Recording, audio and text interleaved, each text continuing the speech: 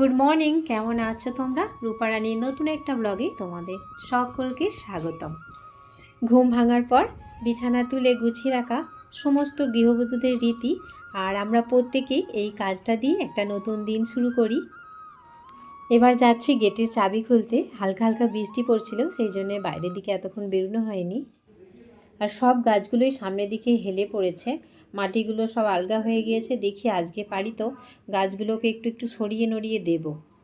পাখিগুলো প্রতিদিনই খাবারের খোঁজে বাড়ির ভিতরে, ঘরের ভেতরে আসে। আজকে আবার বৃষ্টি পড়ছিল, সেই জন্য একটু আশ্রয় নিয়েছিল। আর এই ছোট ছোট যত্নের মধ্যে দিয়েই পাখিদের সাথেও একটা সম্পর্ক গড়ে ওঠে। দেখবে এদের সাথে না একটা বন্ধন তৈরি হয়। আর এই শালিক পাখিগুলো না, এরা ভীষণ মানুষ ঘেঁষা হয়। দু একদিন দানা দিলেই না দেখবে প্রত্যেকটা দিন আসবে, একটা দুটো করে না বাড়তেই থাকবে।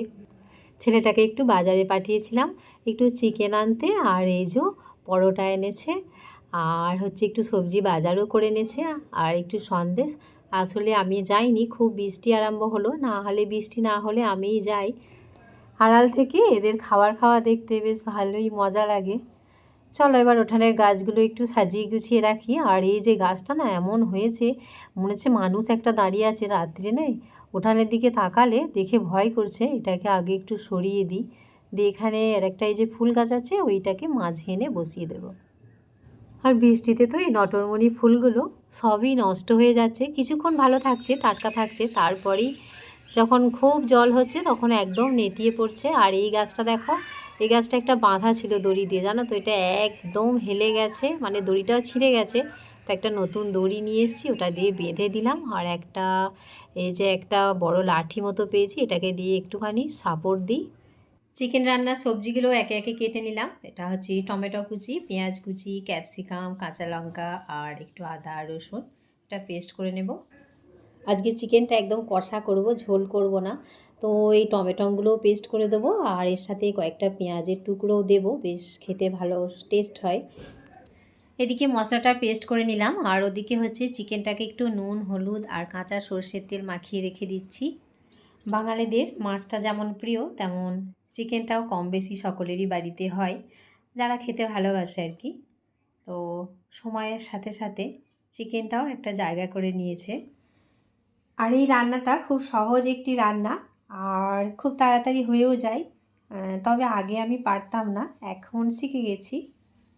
আদা রসুনের পেস্টটাতে এবার মশলাগুলো একে একে দিয়ে দেব। পরিমাণ মতো হলুদ গুঁড়ো, জিরা গুঁড়ো, আর এটা হচ্ছে একটু চিকেন মশলা, আর অল্প করে একটু কাশ্মীরি লঙ্কা গুঁড়ো দেব। চিকেন কত রকমের স্বাদে তৈরি করা যায় বলো তো।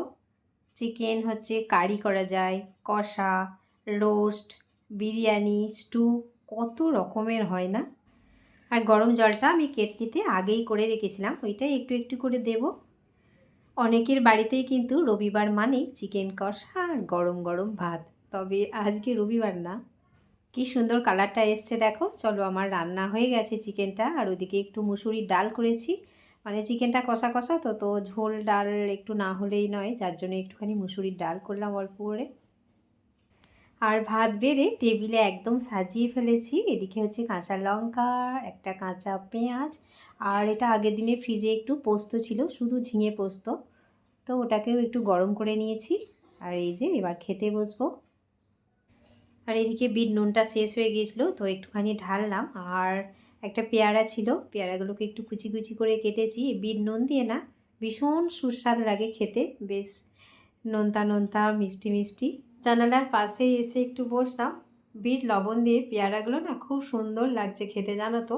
আর এই সময় পেয়ারা কী বলো তো, খুব একটা মিষ্টি হয় না, বৃষ্টির জন্য না ভ্যাসকা ভ্যাসকাই হয়, কিন্তু এই পেয়ারাটা বেশ মিষ্টি আছে।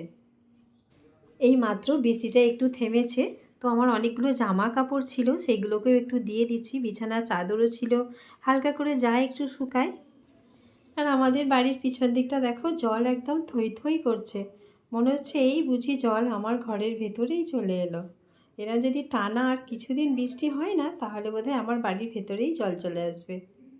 এদিকে যাই দেখি টবগুলোতে অনেক জল জমে আছে, এই জলগুলো সব একটু একটু করে ফেলে দিই, মশাতে অনেক ডিম পারবে না হলে, আর পোকা মাকড়ে ভর্তি হয়ে যাবে।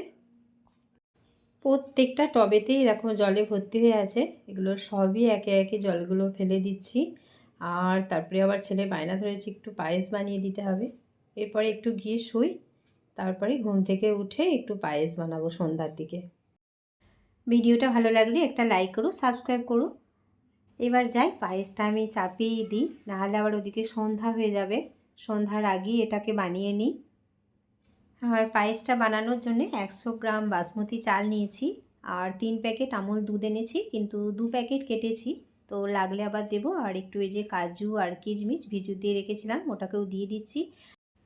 আর এই চালটাতে হাফ চামচ মতো একটু ঘি মাখিয়ে নিয়েছিলাম। আর যে দুধটা গরম করেছি, এই দুধেতে গরম মশলাগুলো সব দিয়ে দিয়েছিলাম, এলাচ দারচিনি যেগুলো আছে দেয় আর কি, তো সেগুলো সব দিয়ে দুধটাকে ফুটিয়ে নিয়েছি। তো এই যে দুধটাও দিয়ে দিলাম। 1 কাপের একটু কম চিনি দিচ্ছি। আর মোটামুটি পায়েসটা আমার হয়ে গেছে। চিনিটা দিয়ে এবার একটু নাড়াচাড়া করি খানিকক্ষণ, তারপরে এটাকে নামিয়ে নেব। আর এই পায়েসটা কিন্তু একটা রাজকীয় খাবার। পায়েস দেখলে কিন্তু খুব লোভ হয়, দেখিয়ে থাকা যায় না। তো আমি একটু অল্প করেই বাটিটায় তুলে নিচ্ছি। দেখো কি সুন্দর দেখতে হয়েছে, দেখে কিন্তু খুব লোভনীয় লাগছে। তোমরা কে কে পায়েস খেতে ভালোবাসো একটু কমেন্ট করো তো। আর আমার পায়েস রান্নাটা কেমন হয়েছে সেটাও একটু বলো কমেন্টে। তোমাদের প্রত্যেকের কমেন্ট আমার কাছে কিন্তু ভীষণ গুরুত্বপূর্ণ, আর আমি প্রত্যেকের কমেন্টও পড়ি, ভীষণ ভালো লাগে। তো ভিডিওটা এখানেই শেষ করছি, দেখা হবে পরের কোনো ভিডিওয়। ততক্ষণ প্রত্যেকে ভালো থেকো, সুস্থ থেকো।